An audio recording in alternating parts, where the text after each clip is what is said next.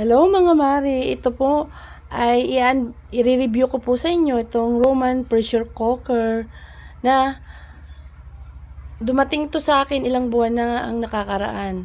At napansin ko mga mari na napakahusay pala talaga nito. Double purpose siya.